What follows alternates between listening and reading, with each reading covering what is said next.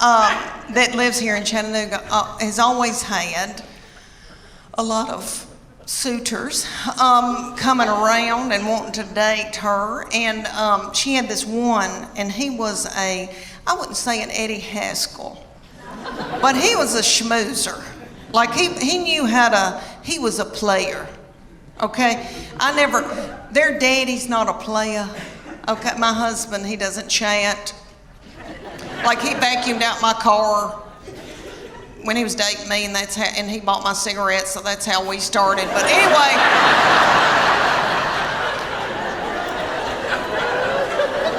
it was the 80s. But anyway, the young people call it playa, some fast-talking boy. She had this fast-talking boy coming around, and he would say to me things like, "Miss Morgan, you look beautiful today." And I was like,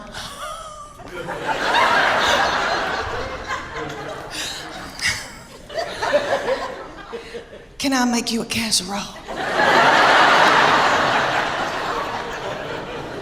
Thank goodness they broke up, because I was exhausted. I was mopping the floor and blowing my hair out every day. Do it the next day at his job in public. So it's much easier now, okay? Because now we have AirDrop. You can just send that over real quick. It's not what I had to do, though. I had to do the old scroll screenshot, right? So you got to do that. You got to go through, you got to collect all the evidence. Scroll screenshot, scroll screenshot, scroll screenshot. Then you got to text yourself the screenshot of the text messages that you found out of his phone, right? But you got to cover your tracks. Go into the photo album, delete the screenshots of the text messages that you already took on his phone. Go to the conversation between the two of you, delete the screenshots of the text messages that you already texted to yourself. Don't forget the deleted album. Go in there. Delete all the screenshots of the text messages that you already deleted out of the album and out of the text messages. And I just bring this up to tell y'all how good it feels to be in a healthier place. Thank you. Thank you. Then somebody told me this. They were like, "Hey, when people say bless your heart, they can mean it in a good way or a bad way."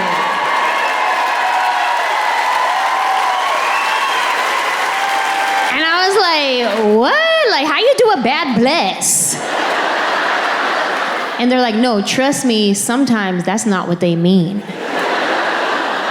So now, anytime somebody tells me bless your heart, just to be safe, I reply with bless your heart.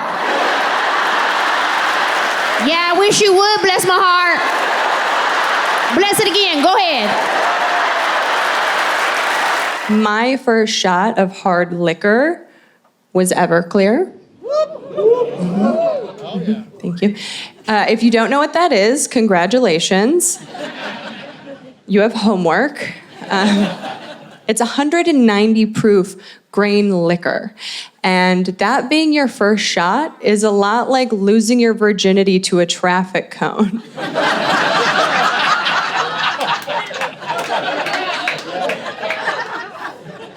Everything else is smooth sailing.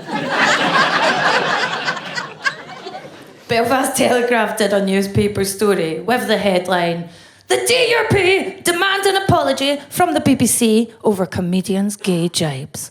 And then there was an unflattering picture of me. I was very excited. But my agent, Chris, he's always trying to control what I do on Facebook and Twitter because I'm what the industry would call a liability. He got on the phone straight away. "Don't get into an argument with these politicians. They're not messing about. They'll shoot your knees off. Stay off Twitter. Stay off the internet for one day."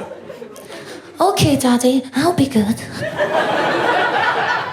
In my head, I'm like, I haven't felt this alive in years. It's such a crazy time to be a parent because we're doing things so different. Right? Like now you can choose your parenting style like you used to choose a Mortal Kombat fighter. Our parents only had one style. It was survival. That was it. They just had to make it through. But we chose conscious parenting, me and my husband, conscious parenting, which is annoying. I'm not gonna lie to you, it's annoying because it's not permissive. It's literally realizing every way in which you affect a tiny human life. And you have to be so aware of everything, and it's so hard because you want to fight them. You want You know you shouldn't. You know it's not their fault. But you find yourself getting frustrated at the craziest things. Because I would just be like, why can't you use a spoon?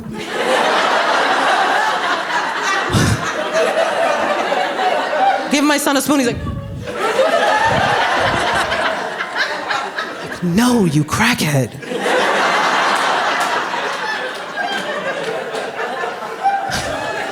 It's just yogurt everywhere now.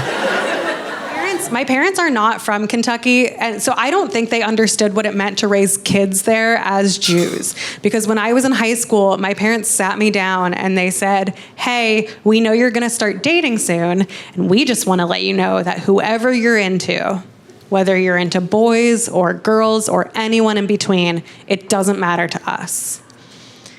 As long as they're Jewish. I'm on Instagram a lot. Sometimes I'll just sit on the couch and just scroll through Instagram for like hours. And my husband's like, you're addicted to your phone, which is a little extreme. So I text him back, no, I'm not. But I am. I'm on my phone a lot. Like, way too much. But the people who use their phone while they're on the toilet, that's disgusting. And I am one of those people. What, you thought I wasn't? Girl, please. Sometimes I go to the bathroom and I sit down and I'm like, oh man, forgot my phone.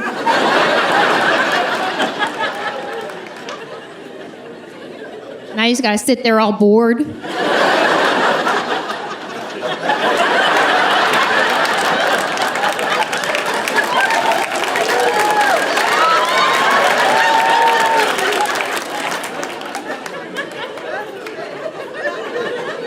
I wonder what my phone is doing.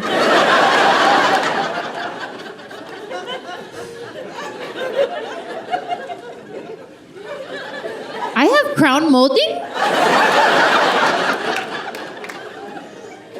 Oh, somebody needs to clean in here. That's one option. If you go to the bathroom and you forget your phone, you could just sit there bored. Or you can do the squat and run. Do you guys know the squat and run? The squat and run is when you know where your phone is. It's not that far away. So you squat and run.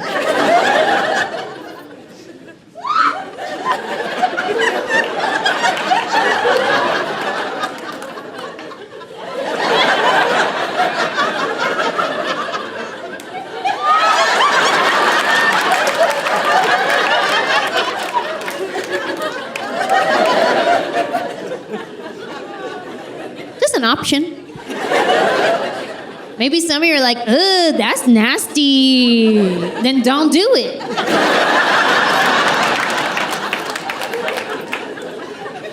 This is how bad it's gotten. I used to take my phone with me to the bathroom only when I knew I was gonna be there for a while. But now, even if I just have to pee, I take my phone. I sit down, I pee, start scrolling through Instagram. Next thing you know, been there so long, gotta pee again. 2 pee cycles?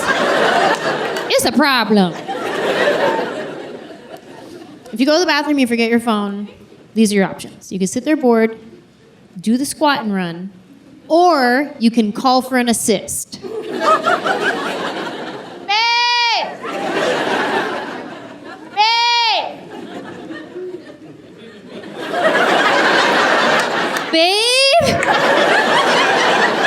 When he and I got together, we had that conversation about labels because I felt ready to be called boyfriend and girlfriend, and he goes, you know, being in my 40s, I feel like I'm a little old to be called somebody's boyfriend, but if you call me your man friend, it sounds like I'm not allowed in your playground.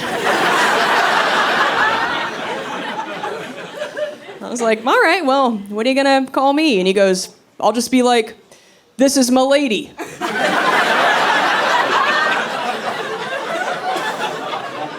And I was like, well, we're not at a Renaissance fair. So, no. Also, I can't use the equivalent of that. I can't be like, Mom, Dad, I'd like you to meet my Lord.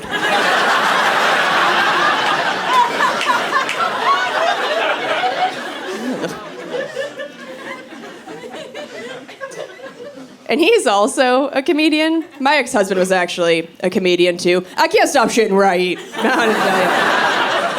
My love life is a Chipotle. Just keep the eating and shitting all under one roof. It's very convenient, very farm to table, you know. They're right there.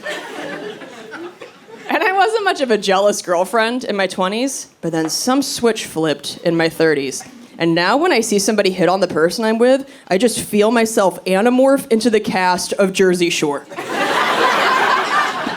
I am ready to brawl.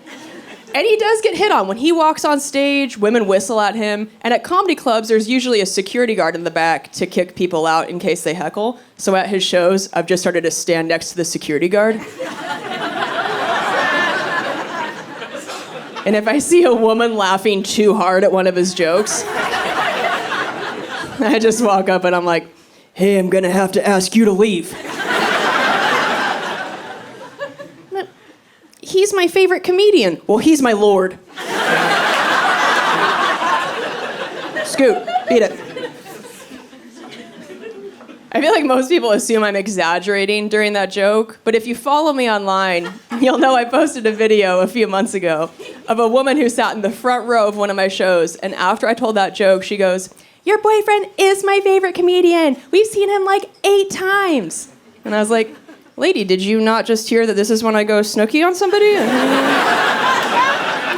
are you doing? And she doubled down. She's like, he's so cute. He's so hot.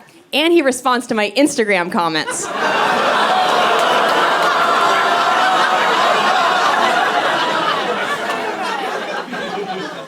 And that's when I took out my hoop earrings.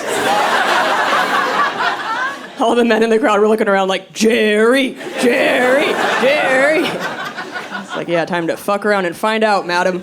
Get up here. I don't actually worry about my boyfriend cheating on me. I feel like men's bodies start to really turn on them in their 40s.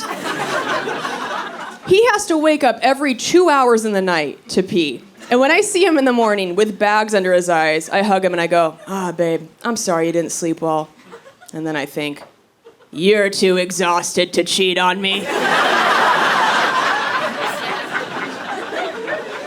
You're not getting enough REM to pull off 2 relationships. I like you slow like this. Can catch you if I need to. Get back here.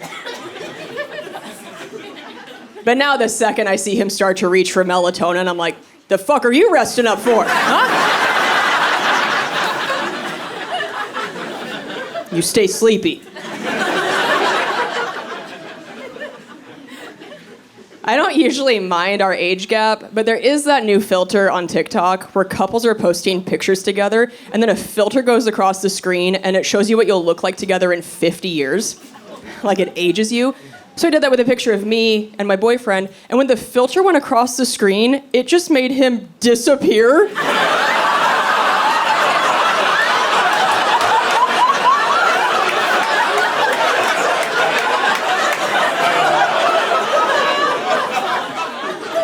It was just me holding an urn. I was like, what? No, please. And my boyfriend was like, I want to see the picture. I was like, oh, my phone died. And so did you. What am I going to do? He does hate that he looks older than me. He's been trying to get me to look older faster. I think he wants to, like, microwave my face. On my birthday, as a prank, he hid all of my expensive skin creams, and when I opened my bathroom cupboard, there was just a pack of cigarettes. A tanning bed coupon. Well, be careful what you wish for. You're gonna wake up next to Mick Jagger. I have been telling my single friends that they should date somebody older than them. It's the best. They got their lives together. They're financially secure. My boyfriend has a lake cabin. You think I give a shit that he has a fake hip? I don't. I don't need somebody to be able to jump rope to get me wet. I'm riding on a jet ski. I'm coming 5 times on that thing anyway. My boyfriend shows me his credit score while we're on the jet ski. I'm like, oh my God. Our neighbors are like, wow, look at all the water coming off that thing. I'm like, that's not water, Diane. That's all me, baby. Happy 4th. Peace be with you. My baby child is so different than the other two because I was so tired. By the time I got around to her, I was beat down. And I was tired. And I let her do whatever she wanted to. And I've heard old women say 4, 5, and 6 raise themselves. I bet they do. I bet they do. Because I've let her do whatever she wanted to.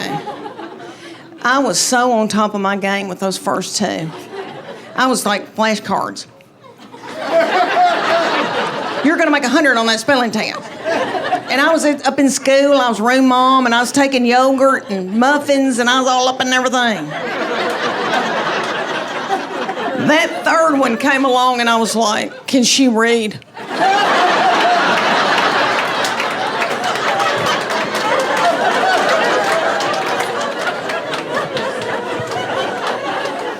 Let me tell y'all that my people are down in Middle Tennessee. I told y'all farming people, and I was raised old-timey Methodist.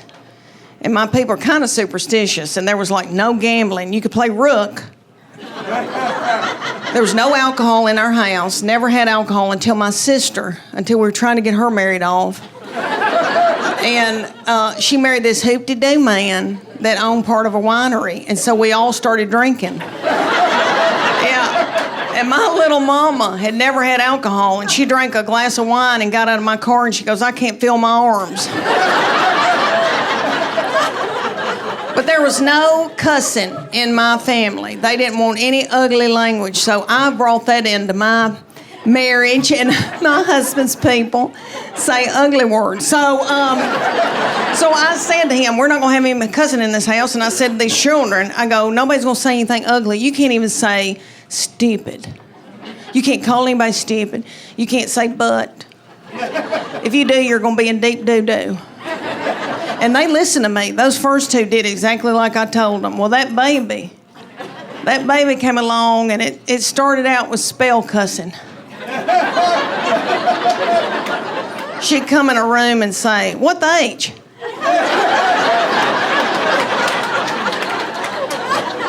And then it went on to, what's up, mofos?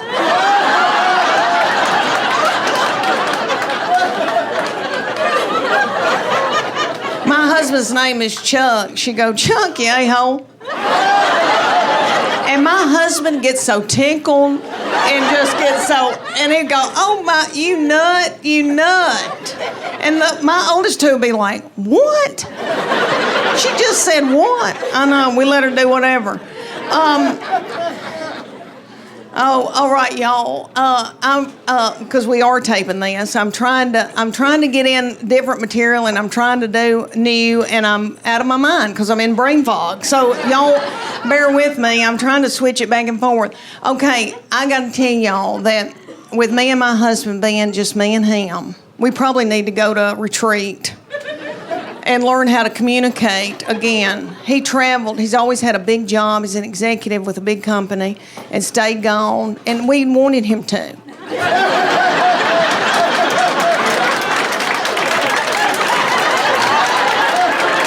I'd be like, your daddy's coming home. Clean up your room. Everybody, dude. I mean, we had a ball when he was gone, honey. My husband's smart in math. Anal retentive, type A, hunter and a gatherer, can kick a door in. I like that. Very, very introverted, very quiet, but very, very smart. And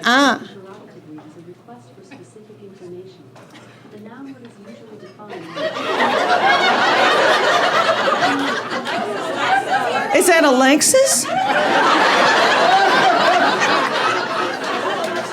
Are we boarding a plane? It sounds like we're boarding a plane. Is something taking off? If it is, we need to all wash our hands. What was I saying? Oh, my husband. Okay. So he has always been like he worked for Burger King when he was 14. They gave him a key. So, and he was getting an MBA at UT when I met him, and he's a little bit younger than me, and he'd already been out 4 years, worked, and then went back to get an MBA. I was just finishing up my undergraduate because I'm fun. So it has been a tumultuous, because if y'all saw my purse, y'all be like, her life is out of control. And he is just like that. But anyway, now it's just me and him. And if I could give you young people any advice, I know you hadn't asked me for it, but you need to go on date nights and you need to nurture that. And I know everybody's driving in a car and everybody's fighting and everybody's got something in a crock pot, but you need to do that with your husband, because one day it's just going to be you and him, and you're going to look at him and go, who are you? And what do you want from me? So I try to do fun things, and people say to me all the time, they go, do you let your husband travel with you? And I say, no.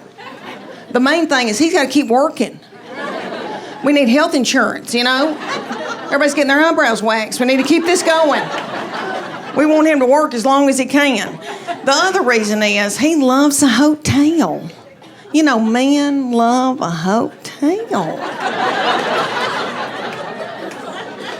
And I gotta work. I gotta put on makeup and get on Spanx.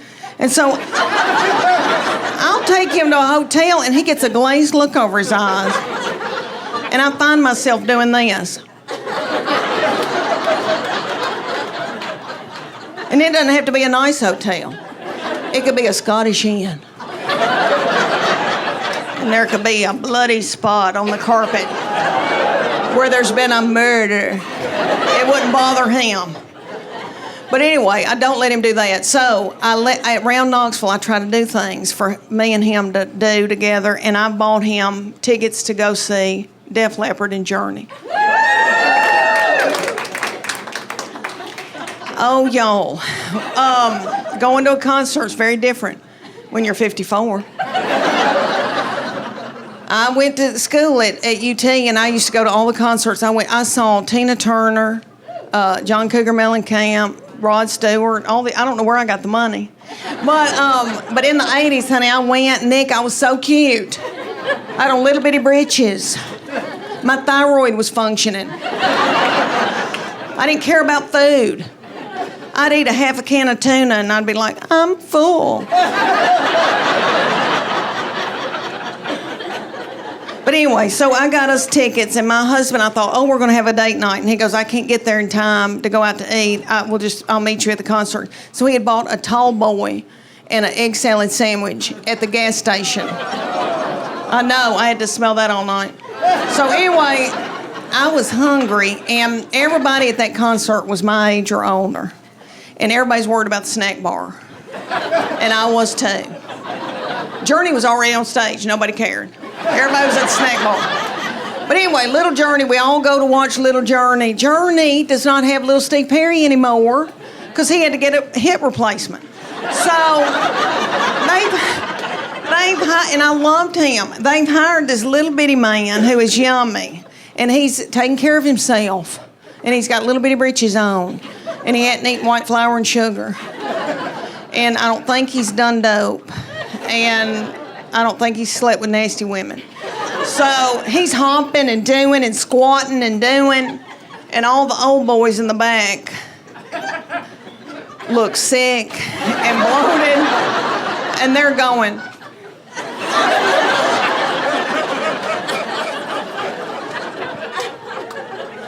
But anyway, they were good, and we watched them. Then little Def Leppard came out. Have y'all seen Def Leppard? Still could sing like nobody's business. But that little man came out. Oh, that little man came out. And his little hair was down to here, and you could see through it. And I took one look at him and I thought, thyroid. Because I've got it too. My hair's thinning too.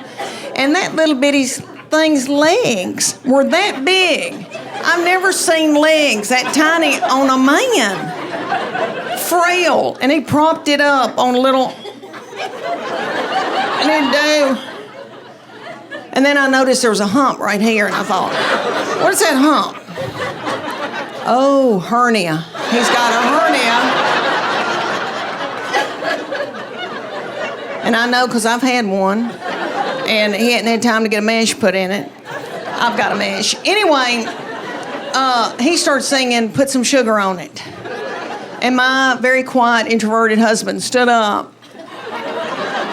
and then sat back down. We had a ball. They were wonderful. And then we walked out of Thompson Bowling Arena, and everybody was walking like this. Because everybody's got plantar fasciitis. I've had it. Yeah. Inflammation in our feet. Y'all know what causes that? White flour and sugar. Let me tell y'all, about 2 months after that, I got us tickets in Nashville to go see Hart and Joan Jett. I know, little Joan Jett. It was probably about 100 degrees, and it was outside, and it was hot and sweaty and humid. Little Joan Jett comes out in leather. And let me tell y'all, she's the size of this glass, Joan Jett. But she rocked it, and she has filler, a lot of filler, and it looks good. It looks good. And I've never wanted it until now. And I think, should I get my lips plumped up? Because what happened to my lips? My lips just sucked up into my body. I used to have lips. Anyway, so she came out, she was wonderful, and then Nancy and Sweet Ann and Nancy came out, the sisters, Hart. Ann's the oldest one, you know, the dark-headed one. She came out in a big pair of orthopedic tennis shoes.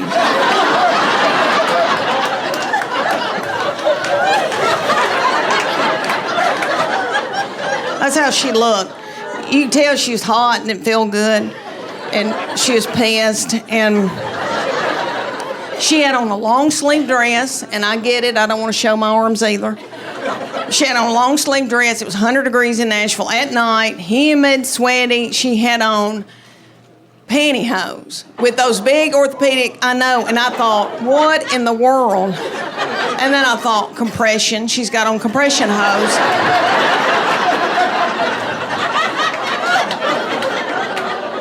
But she sang like a bird. And then Nancy, sweet Nancy's doing okay. You know, Nancy's a little bit younger. She can still jump.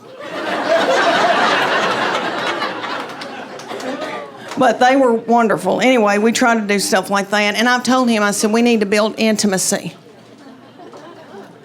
And not your kind of intimacy. Because he, you know, everything just means grabbing my breast. And even if he hasn't spoken to me that day. And I said,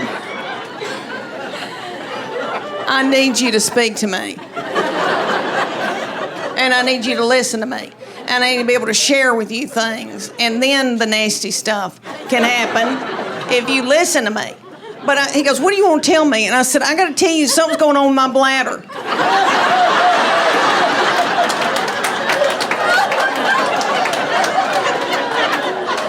He said, I don't want to know. I don't want to know.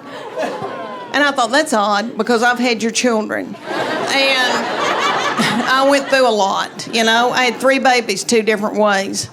And that first baby was an emergency C-section, and I remember being in the operating room and scared and young, and my husband looked at me, he was sitting there watching it, and he said, oh my gosh, they've taken your uterus out and set it on your chest.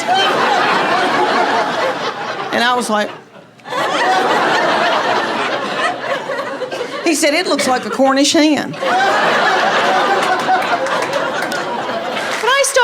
women's magazines. About 6 months ago, I stopped buying women's magazines because it feels like there's nothing in there for me. I might as well be buying a magazine about yachts. There's just nothing in there for me. Why would I buy anything where the only time I ever see anybody who looks a bit like me is underneath the word before?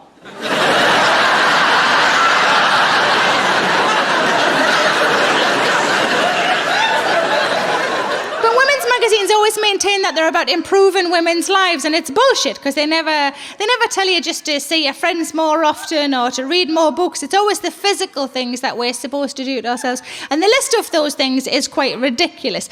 You can have your eyebrows waxed, your eyelashes tinted, your skin darkened, your teeth lightened, manicures, pedicures, cleansed, toned and moisturised. I'm 38, I've cleansed, I've moisturised. I've no idea what toning actually is. Does anybody give us a woo if you do? A few of you. Does anybody shout out what it is? No. I'll woo, but I'm not explaining it to her. Like makeup, I like wearing makeup. I like wearing it on stage. I like wearing it if I go out somewhere nice. But I don't think I need to wear it all the time. And I don't think I look weird if I don't have any on. I still don't really understand why I paint over naturally rosy cheeks to then apply rosy cheeks. Like hair removal is a whole subject all in its own, isn't it? There's so many different ways, especially as women, that we can remove our hair. You can wax, you can shave, you can pluck, you can epilate. My sister had laser treatment, which is supposed to be permanent. She had it to her underarms. It was quite painful and quite expensive. And after 2 months, the whole lot just grew back in. Which is terrible, but does go some way to explaining why James Bond was always so nonchalant when a laser was aimed at his cock and balls. Come back in a couple of months, but I'll be champion. Realise I've made James Bond a Geordie. Maybe that's the future. Two cheers for a James Bond that's Geordie, how nice. But according to women's magazines, there are only 2 options for hair down there for women. One of my friends said to me recently, she said, you know why women are supposed to have hair down there, don't you? And I said, is it like your nose, so you don't get muck up it?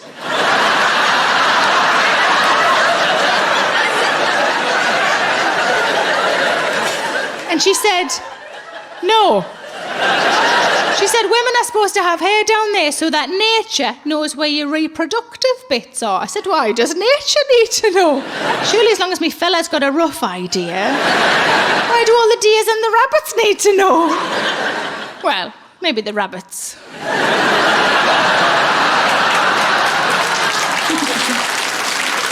Actually, as an aside, I should tell you this. I did recently treat myself to a new and I cannot recommend it highly enough. It's only got the 1 speed, which I think a lot of people in this room would be like, 1 speed? That sounds rubbish. You know what the speed is? Fucking hell yes, that's the speed.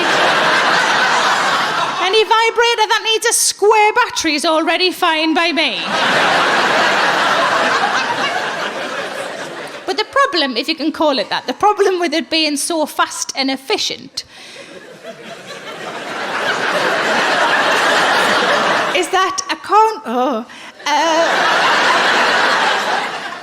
can't always get a scenario going in my head. Do you know what I mean? Do you know what I mean? You know what I fucking mean. Because normally, I'd be like this. Not out loud, I don't do it out loud. I'm just doing it for you. But normally I'd be like this. He walks in the room. He's wearing a suit. I like him to have a job. There's nothing wrong with that. But with the new one, it's much more like this. There's a knock at the done.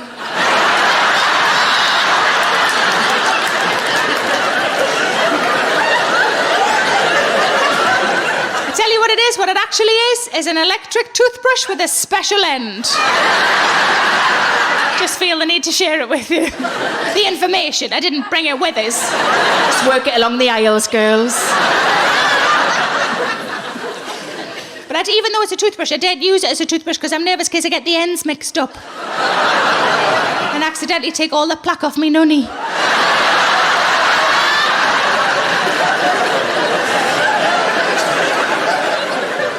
But according to women's magazines, there are only 2 options for hair down there for women. The options are all off or most off? Give us a cheer if you think all off is the way to go. Is that a filler in the middle of that there?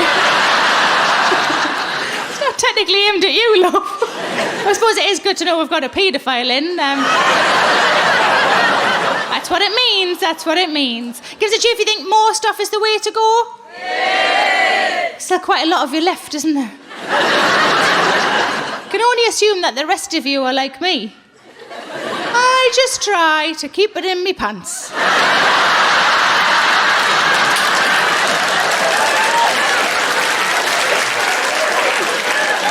Even if sometimes that involves tucking it in.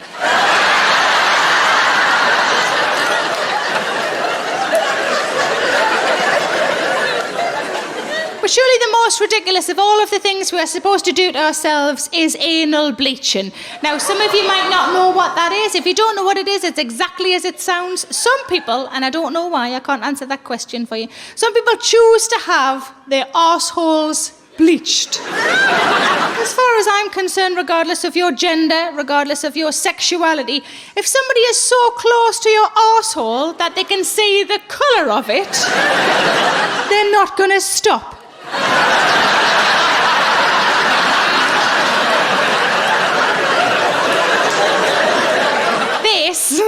This is never going to happen. Smack! Smack!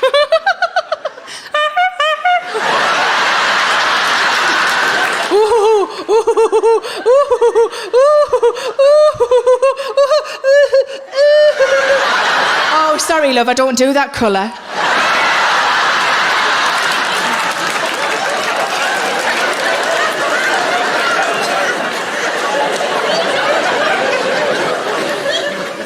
It's warm now, isn't it? As a New Yorker, like, I've traveled to places. You ever travel to some place and everything closes at 9 o'clock?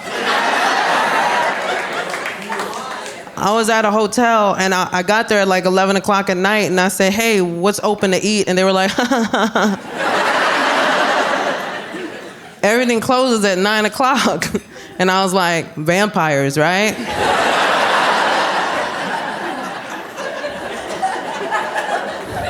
That could be the only logical explanation as to why there is not one pizza joint that is open right now. And here's the thing, as a New Yorker, I travel a lot more now, and like the more I travel, the more I'm starting to see New York a little differently, and I don't like it. You know what I mean? Like, you travel outside of New York, you start to pick up on things. Like, that first day back is rough. I get back, I get off my flight, I look around, I'm like,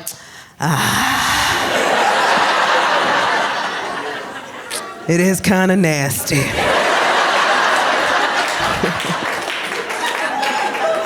I don't want to feel that way about my city, man.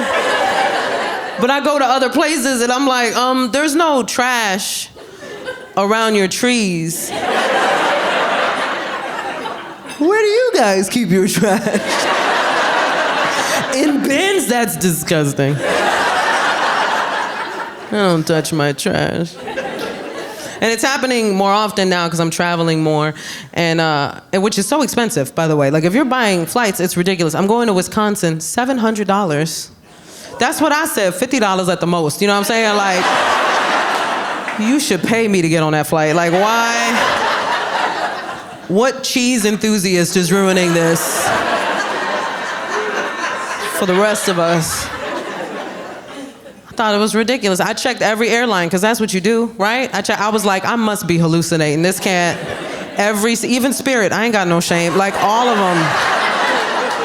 If you look at Spirit Airlines, you are in a financial situation, right? That I feel like anybody can relate to, you know what I mean? Like, it's not just an airline, it defines an economic era of our lives and should be respected as such. And it's always a bad choice. Look, Spirit is always a bad, I'll hit you with the double negative. It's never not a bad choice. You know it is. You know it's a bad choice, because you see the price right there. And you still gotta talk yourself into that flight. Cause I saw the price. I was like, woo! $27. That's less than I thought. I started giving myself reasons. I was like, come on now, nobody's hijacking a Spirit plane. Like, you're safe. Even if someone did, every passenger on that flight would be like, you thought you was the only one that bought a gun? Like, you really thought? It's a Spirit Airlines, sir. Nuck if you buck, Hans Gruber.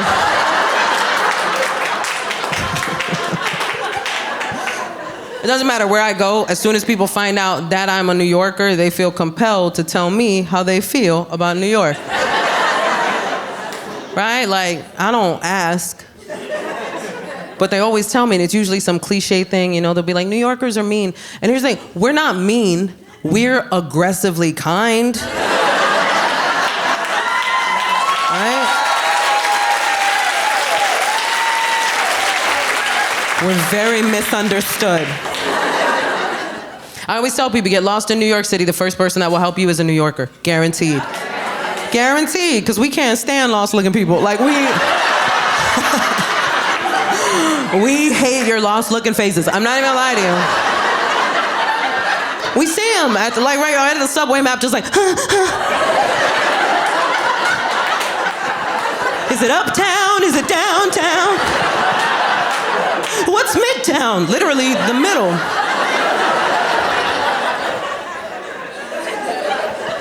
I just picture them like panicked at the map, and then like out of the darkness, they hear a voice. Where you trying to go?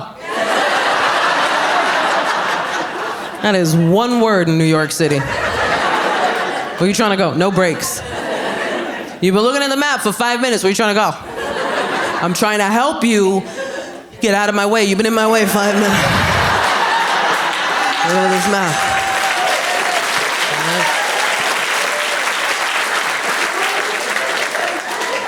Such a wild thing, man. And people in New York, like, here's the thing about New York City. Like, if you have a bad time in New York City, I feel like that's because you didn't know the rules before you got here. You gotta know the rules before you get here, man. Every city has rules, right? And one of the cardinal rules of New York City, mind your business. It should say that when you land in New York. Welcome to New York, mind your business. Right? That's what forget about it means. It means forget what you just saw. Because what happens in Vegas stays in Vegas, but what happens in New York never happened. Why are you snitching? Like, why would you say anything? I had to teach my husband this lesson. My husband is a white boy from the Midwest. Thank you so much. I'm a Puerto Rican girl from the South Bronx, man. Like,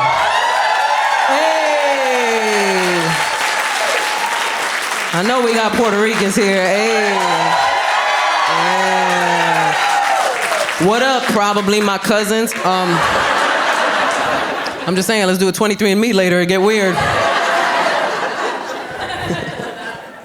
That's the thing, I'm not gonna lie to you. As a Puerto Rican girl from the South Bronx, I didn't think I could bag a white boy from the Midwest. I thought I was too aggressive.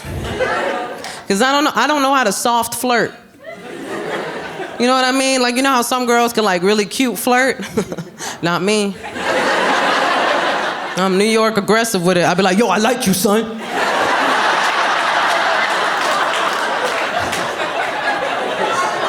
You trying to do this? Hey, yo, you trying to smash?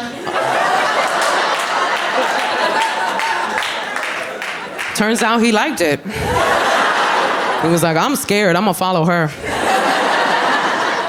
But I'm not gonna lie to you, man, moving from the Midwest to New York, what a culture shock.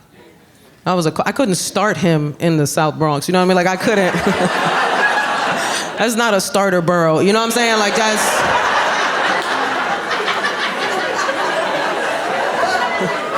Right? We don't start people in the Bronx, we end them.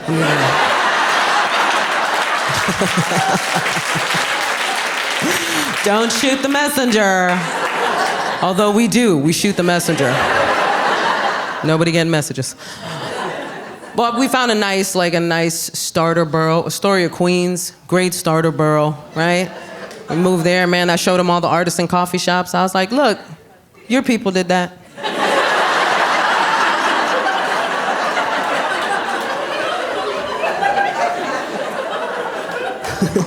We moved to this nice, quiet neighborhood, or so we thought.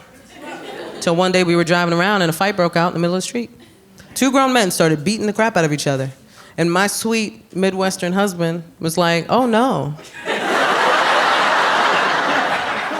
I should do something.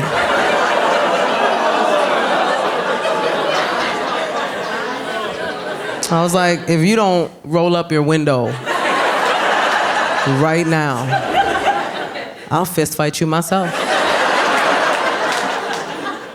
I was like, what you gonna do, Captain America? You gonna fight 2 grown men? You have psoriatic arthritis, take a seat. I'll tell you what's about to happen. I'm about to watch you get jumped. That's what's about to happen. And I'm gonna watch, because I know how to mind my business. I already learned. This is your lesson, baby, not mine.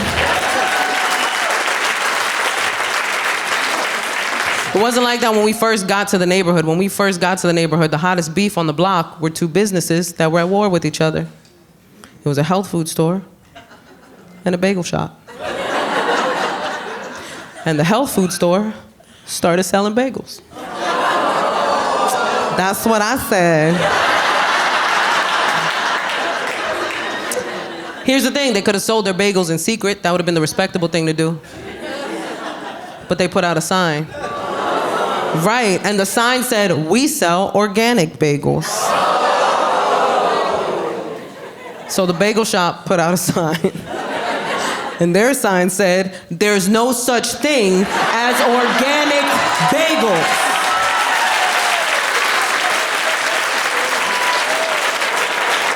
I saw that, I was like, the block is hot. It's hot in these streets. My favorite thing is like, people still, no matter how crazy it is in New York, people still want to come to New York. They still want to come. People dream of coming to New York. They always tell me it's my dream of going to New York City. And we know why. New Yorkers, we know why. You want something crazy to happen.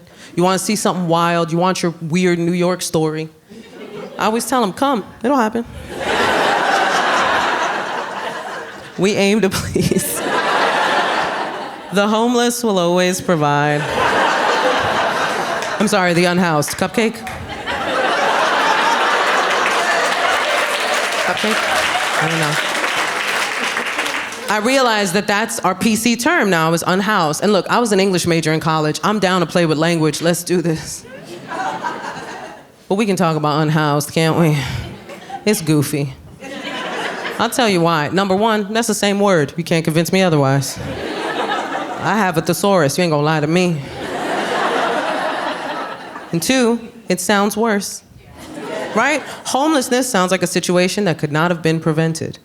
Unhoused sounds like somebody just rolled up on them. And was like, I'll be taking this.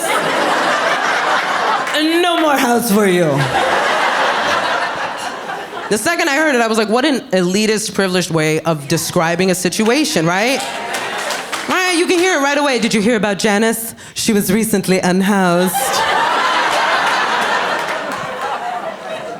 That's the kind of word that is only used to make the speaker of said word feel better about acknowledging a situation they know nothing about.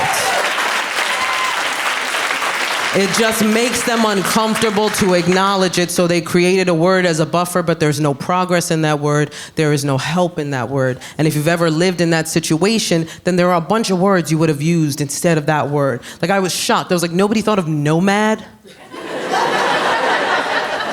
That's my first choice. Can you imagine you roll up on a homeless person? What up, my nomadic brother? Way to stay off the grid, man. I, too, am anti-establishment. Some of the words, honestly, some of the changes, I'm okay with. You know what I mean? Some of the changes I think are pretty brilliant. I know a lot of people are upset with all the PC language, but I find it kind of entertaining.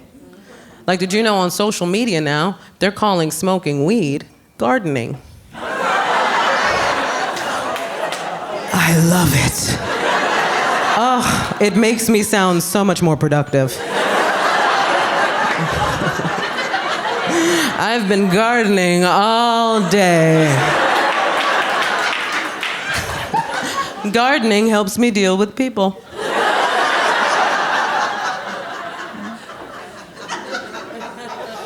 You know, it doesn't matter how crazy New York gets, it's still a vibe. It's still a city that has its energy.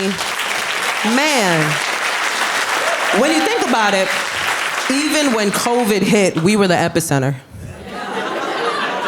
Even COVID came through like, oh, New York is lit. COVID was like, if I can make it here, I can make it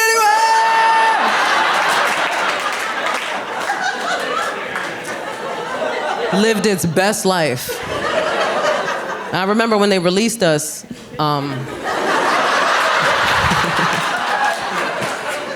from COVID captivity. We got rid of that 6 feet of personal space day one. Day one, it was gone, man. We couldn't wait. I know, because I got on the subway, and within 2 seconds, I had a guy this close. Right in my face like that. I was like, sir, we're the only 2 people on this train.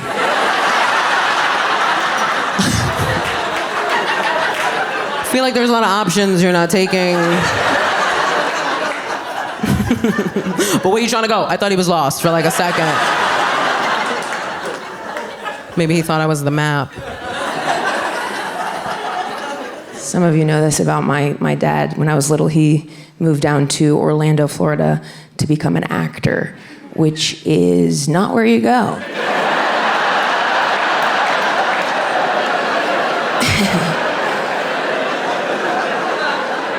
He did land a few gigs. He was an extra in the television series of Swamp Thing. He was a truck driver in that, and that's it. And they took things into his own hands, started his own business, and now he's in the sign spinning biz. He calls it live roadside commercials or character directionals. He likes to devise a character and then present it to the cars. He's a leprechaun in front of this Irish pub called the Carryman, for example, and the rest of his characters are available on his website. So we grew up, around a lot of costumes, like thrifting and going to Ray's Circus of Value and stuff. For example, like he loves a morph suit.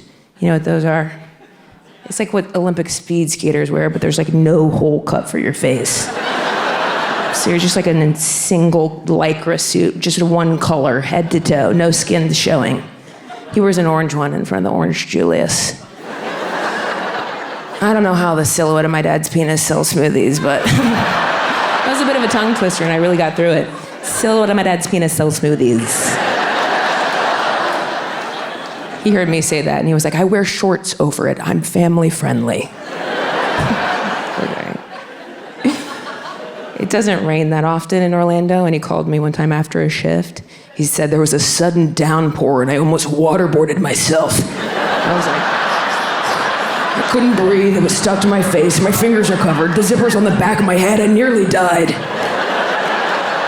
I was like, I had to get into the car, I was so embarrassed. I was like, it's only embarrassing when it's wet? Or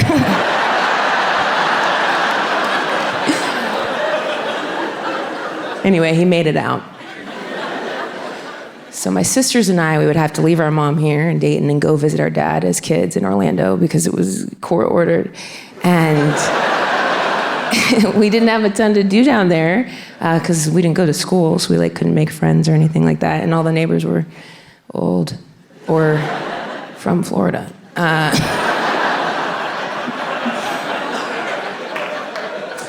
So we did a lot of playing in the costumes, and there were a ton of them. The garage was wall to wall filled with costumes. Sometimes we would find strangers in there because they thought it was a garage sale.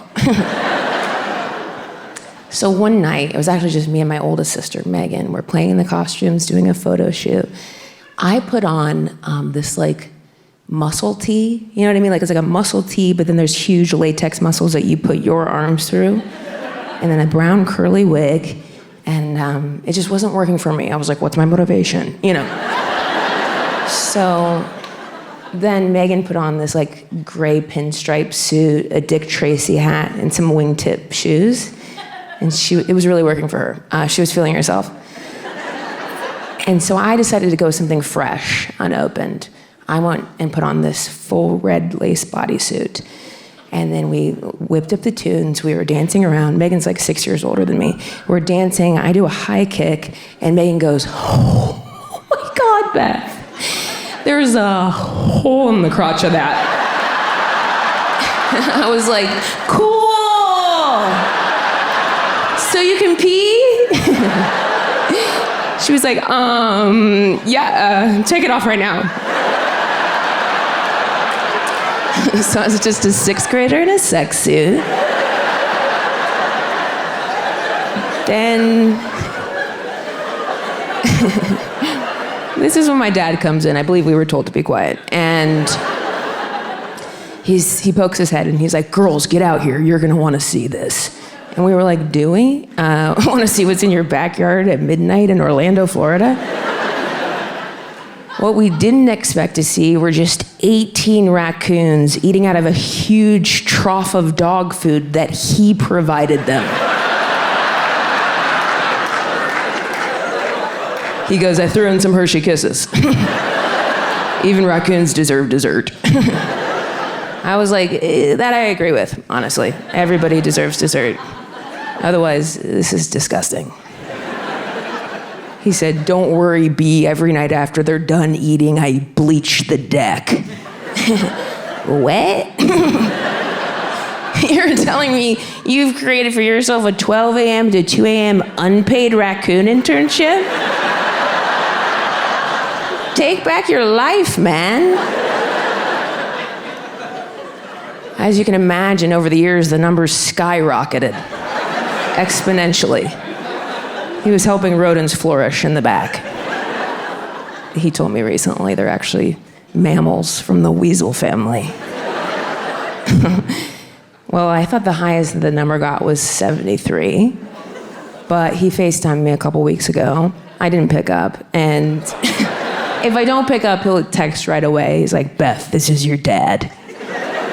So our whole text thread is just like, "Beth, this is your dad. Beth, this is your dad. Beth, this is your dad." Which seems weird, but like, he's right. I never save his number. So it's good. But he told me that the highest it actually got was 91. 91 raccoons. But back when it was still in the 40s, my sister decided to calculate how much he was spending on dog food per year because she was hoping to go to college. And apparently he was spending $4,000 a year on dog food. Didn't calculate the Hershey Kisses. Apparently those are marginal. He goes, "I know it's a problem. But on the off nights that I don't feed them, they take their long, skinny fingers, they pick up rocks from the rock garden, and they roll them up and down against my bedroom window until I come out and feed them."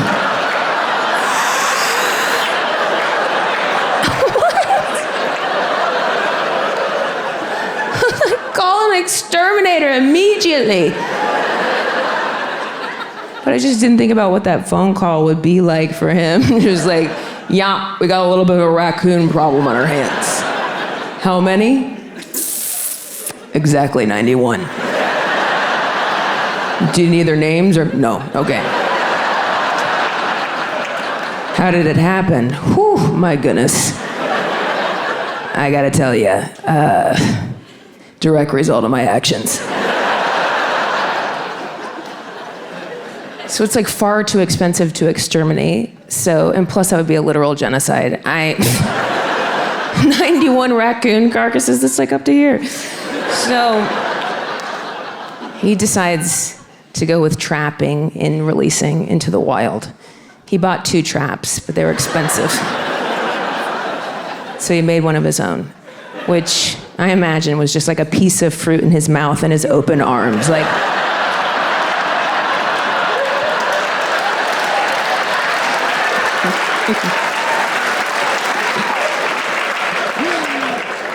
He was taking them one by one. He was releasing them into the wild, and he was very proud because it took so long, so he liked to update me. He's like, so far I've got 39 raccoons, 2 possums, and a black cat. There's still a bunch of them out there. Biggins. So he was taking him in his car. He drives a Geo, which is essentially a roller skate. And he was putting a blanket over the cage. I was like, so they can't find their way back? Or he's like, I didn't want him to get rattled. He's like, but still, they poke their fingers through the blanket and they sound like Halloween. I don't know if I've painted a good picture of my father thus far, but this is the same man who visited me in Chicago once when I was living there, and he described riding the L train like Jurassic Park. So I have no clue what he's talking about when he says they sound like Halloween.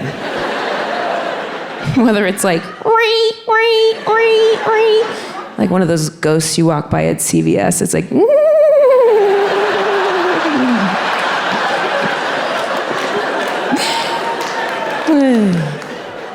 he's like, did I tell you that one of them got out in the car? I was like, no, but it sounds like you do. Want to tell me? He's like, thankfully I was just outside the driveway, so I opened the back hatch, it hissed at me, and I drove off. I was like, been there. He was taking that, when he said releasing them into the wild, I thought he was just like taking them to his neighbor's trash cans, like one for you, one for you, one for you. But on that FaceTime, I did call him back, and he told me some news developed. He said, under the cover of night, I've been taking them over to the Carryman because there's a freshwater source. Now, if you recall, the Carryman is where my dad is a leprechaun in front of, so he just increased his job description to like, get in here for the lunch deals and don't look at all these raccoons I dropped off.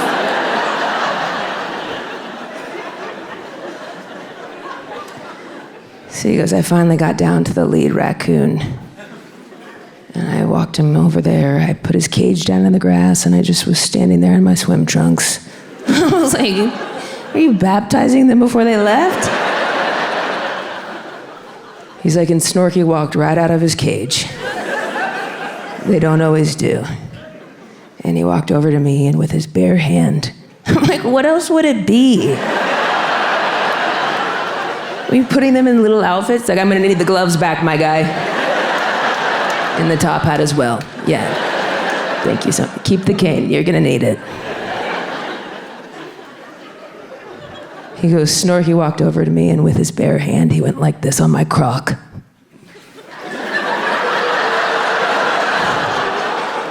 As if to say thank you. I was like, yeah, or as if to be like, here's rabies, bitch. Thanks for ruining me and my closest 90 relatives' lives. You know what doesn't grow out here? Dog food and Hershey kisses. We're effed. Take me back.